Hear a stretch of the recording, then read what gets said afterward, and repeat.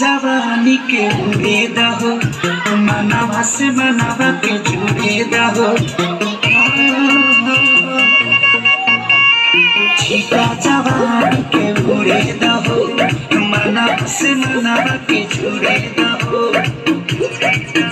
आज सुते दरिया तान की